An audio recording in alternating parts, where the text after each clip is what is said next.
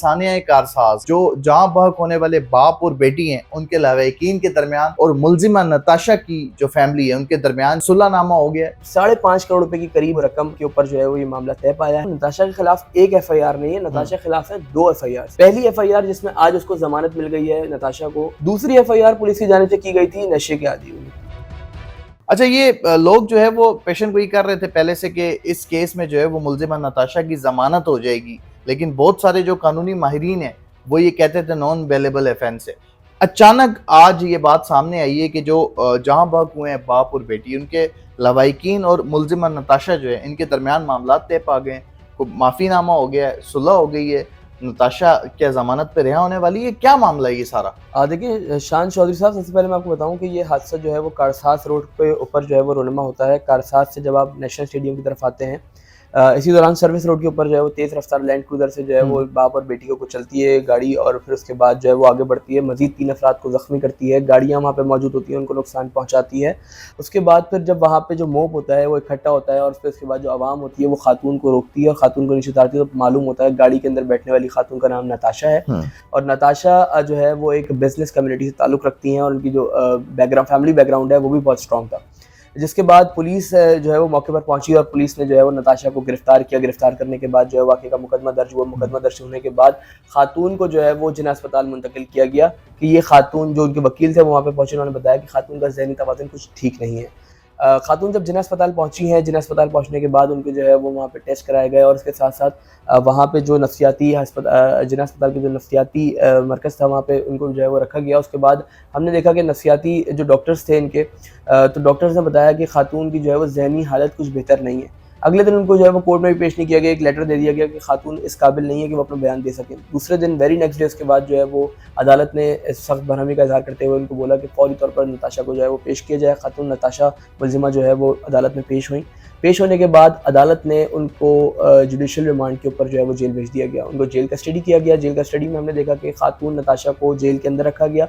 जिस तरीके से आपने बताया कि मैं उनसे जाके मिला और ये हाँ, आपकी 1-2 रोज कबल मुलाकात हुई, आप जेल के अंदर गए, क्या थी बॉडी लैंग्वेज उनकी, आपकी क्या उनसे बात हुई, वो किस तरह के माहौल में थी और मतलब क्या उन्हें इस चीज़ पर अफसोस था, उनकी बॉडी लैंग्वेज से लग रहा था? देखिए, मैं जिस वक्त जेल के अंदर गया हूँ, वहाँ पर जो DIG जेल ख़वातीन हैं, शीबा शाह साहिबा, उनसे हमारी बात हुई, बड़ी तफसीली गुफ्तगू हुई। तो उन्होंने मुझे बताया कि हमारे पास मुख्तलिफ़ किस्म के जो है वो केसेस आते हैं, मुल्ज़िमान आते हैं, लेकिन नताशा को लेकर जो है वो कहीं से भी ऐसा महसूस नहीं होता कि खातून नताशा जो है वो ज़हनी तौर पर इनका तवाज़ुन बेहतर नहीं है।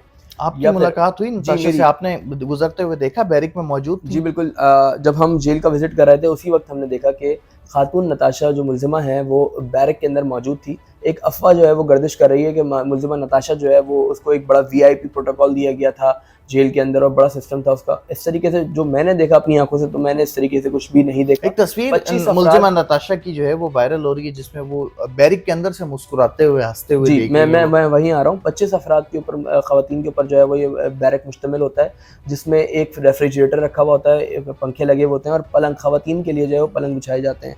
मुल्ज़िमा नताशा बाकी दीगर ख़वातीन मुल्ज़िमाओं की तरह ही जो है वो अंदर बैरक्स में मौजूद थी। कोई स्पेशल प्रोटोकॉल मैंने नहीं देखा वहाँ पर। नताशा की बॉडी लैंग्वेज के हवाले से अगर आपने बात करी तो नताशा एक बड़ी मगरूर किस्म की जो है वो खातून दिखाई दी बज़ाहिर तौर के ऊपर। और जब हमने उनसे बात करने की कोशिश की तो जेल इंतज़ामिया ने यकीनन हमें बात करने से जो है वो उनसे मना किया। कोई एक आधी बातचीत हुई हो आपकी उनसे? बात हमारी कोई ऐसे ख़ास उनसे बात नहीं हुई, सिर्फ आप देख पा रहे थे? हमने उनको देखा और वो जब हमें देख रही थी तो मुझे बज़ाहिर ऐसा लग रहा था कि वो थोड़ा जो एक मेंटली तौर पे जो है वो डिस्टर्ब थी। तो ये तमाम चीज़ें जो है हमने वहाँ पे देखी हैं जेल के अंदर। सोलत, ये बताइए जो जहां बहक होने वाले बाप और बेटी हैं, इमरान आरिफ और आमना इमरान जो हैं, वो उनके लवाहिकीन, उनके वर्सा के दरमियान और मुल्ज़िमा नताशा की फैमिली के दरमियान आज जो खबर आई है कि एक मुआहिदा तय पा गया है, यानी कि एक राज़ीनामा या सुलहनामा, ज़राए ये बताते हैं कि 5 करोड़ से ज़ायद जो है वो रकम भी दी जाएगी और वर्सा की फैमिली में से एक शख्स को नौकरी भी दी जाएगी। कितनी सदाकत है इस हवाले से और क्या अब मुल्ज़िमा नताशा की ज़मानत हो जाएगी? देखिए शान साहब, मैं आपको इसमें ये बात क्लियर करता चलूँ कि आज जो कोर्ट में एक लेटर जमा कराया गया, जो एफिडेविट है, उसमें जो मैंने एफिडेविट पढ़ा है पूरा, उस एफिडेविट में ये बात लिखी गई है कि हमने अल्लाह की रज़ा के लिए जो है वो इस खातून मुल्ज़िमा नताशा को जो है वो माफ़ किया है। और हम उस केस से जो है वो पीछे की तरफ हटते हैं। ठीक आज है। हमने देखा कि फैमिली पूरी, जो कि लवाहिकीन की फैमिली थी, मुतवफ़्फ़ियों की जो फैमिली थी, उसकी माँ, उसका बेटा, उसका ताया, तमाम अफराद जो है वो अंदर कोर्ट में मौजूद थे और उन्होंने आके जो है वो जज के सामने ये बात क्लियर करी है कि हम इनको अल्लाह की रज़ा के लिए माफ़ करते हैं। लेकिन दूसरी जानिब जहाँ आपने बोला कि 5 करोड़ रुपए ज़ायद की रकम, तो वहाँ पर बात ये आ जाती है कि ज़राए से ये बात पता चली है हुँ। कि 5.5 करोड़ रुपए के करीब जो है वो रकम के ऊपर जो है वो ये मामला तय पाया है, और एक नौकरी के ऊपर जो अब तक हमें ज़राए से मुसद्दिक़ा ज़राए से जो इत्तलात मौसूल हो रही हैं वो यही हैं कि 5.5 करोड़ रुपए की रकम दी है जाएगी, जो मुतवफ़्फ़ी फैमिली है, बाप और बेटी जो जाँ भाग हुए थे इस हादसे के अंदर, और उनके घर से किसी एक को जो है वो नौकरी भी दी जाएगी। अब तक जो बातें हुँ। सामने आई हैं वो ये हैं। जहाँ बाग होने वालों के जो लवाहिकीन हैं, वो यही कहते थे कि हमें इंसाफ चाहिए। तो क्या इत्तलात इस तरह की भी हैं, कोई दबाव बहुत ज़्यादा उस फैमिली पे आया हो कि उन्होंने अचानक जो है वो इस तरह का माफ़ करने का फ़ैसला ले लिया? कोई इस तरह की खबरें भी ज़ेर गर्दिश हैं? देखिए शान साहब, इसमें एक चीज़ तो क्लियर है कि मुख्तलिफ़ औक़ात में ये दोनों फैमिलीज़ आपस में मिलती रही हैं। ये बात बिल्कुल, तस्दीकशुदा है? बिल्कुल तस्दीकशुदा है। ठीक। वो उसकी जो तस्दीक है वो बावसूख ज़राए की जानिब से की गई है कि ये फैमिलीज़ आपस में मिलती हुँ। रही हैं, और मुख्तलिफ़ औक़ात में जो मुल्ज़िमा नताशा की जो फैमिली है, उन्होंने बड़ी रिक्वेस्ट करी इनके पास आके कि भई किसी तरीके से इस केस को हल किया जाए, मामले को ख़त्म किया जाए। हुँ। क्योंकि इस केस में जो तफ्तीश के हवाले से अगर हम बात करें तो तफ्तीश तो बहुत स्ट्रॉन्गली की गई है पुलिस की हुँ। जानिब से। तो ये केस बड़ा स्ट्रॉन्ग हो रहा था।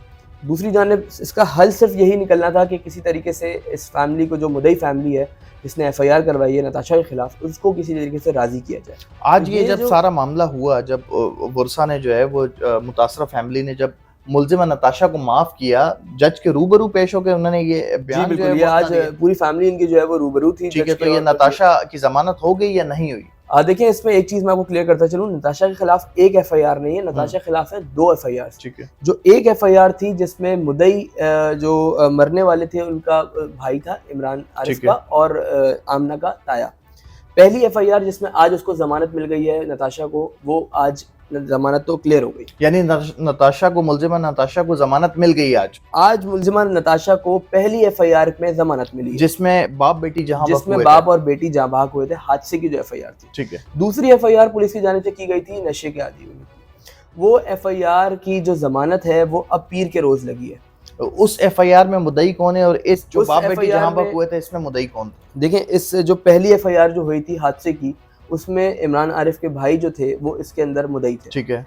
अब जो दूसरी एफआईआर हुई है वो है सरकार मुद्दई, जो नशे की जो हुई है, नशे की हुई है, जिसमें उनकी जिसमें नशे की अभी रिपोर्ट भी ज़मानत आई होना थी, जो बाकी आपने है। ब्रेक की थी मेरा ख्याल है वही, बिल्कुल जिसमें ऐसे ही है। इन्होंने आइस का नशा किया हुआ था। बिल्कुल, मैं उसी तरफ आ रहा हूँ। उसकी मुद्दईयत मेडिकल जो है वो रिपोर्ट जो सरकार आई, की मुद्दईयत में है। जी मैं इसी ठीक है। तरफ आ रहा हूँ। मेडिकल रिपोर्ट जो आई थी, मेडिकल रिपोर्ट में ये बात वाज़ेह हुई थी कि खातून मुल्ज़िमा नताशा जो हैं, इनके ब्लड सैंपल्स तो क्लियर थे लेकिन इनके यूरिन में आइस आई थी। पुलिस की जानिब से जो मुकदमा दर्ज किया गया है दूसरा, उस दूसरे मुकदमे के अंदर हम ये देखते हैं कि पुलिस ने जो ज़मानत लगाई थी, मुल्ज़िमा के वकील ने पुलिस और कोर्ट के ज़रिए, उसको कोर्ट ने उसकी तारीख जो है वो पीर के रोज़ दी है। ठीक है। अब पीर के रोज़ उस पे जो है वो सुनवाई होगी और उसके बाद जो है वो उसको ज़मानत दी जाएगी। यानी मुल्ज़िमा नताशा ज़मानत होने के बाद भी जेल में है, इसलिए क्योंकि उसके ऊपर जो दूसरी एफआईआर है वो सरकारी मुद्दईयत बिल्कुल। में दर्ज है और उसकी बेल जो है वो मंडे को लगी हुई है। बिल्कुल ऐसा ही है। तो आप अभी क्या कहते हैं कि आज अगर कोई ये बात समझ रहा है कि मुल्ज़िमा नताशा आज शाम जेल से बाहर हो जाएगी, तो ऐसा पॉसिबल नहीं है।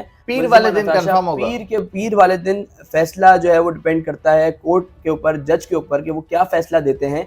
उस फैसले के ऊपर जो है वो नताशा को जेल से रिहाई मिलेगी। अच्छा, इत्तलात ये भी आ रही हैं कि जो इस हादसे में लोग ज़ख्मी हुए थे, उनको भी जो है वो पैसा दिया गया है और जो जिन लोगों का, जिन गाड़ियों का या जिन चीज़ों का नुकसान हुआ है, उनके भी नुकसान का इज़ाला किया गया है। ये बात भी देखिए शान चौधरी साहब, इसमें ये बात मैं आपको क्लियर करूँ कि पुलिस से जब हमारी बात हुई तफ्तीशी हुक्काम से, तो तफ्तीशी हुक्काम की जानिब से हमें ये बात बताई गई कि हमने बारहा जो ज़ख्मी हुए हैं उनसे भी राब्ता करने की कोशिश की है, या जिनका नुकसान हुआ है उनसे भी राब्ता करने की कोशिश की है, लेकिन लोगों ने हमसे रवाबित नहीं रखे और तफ्तीश में शामिल होने से इनकार कर दिया।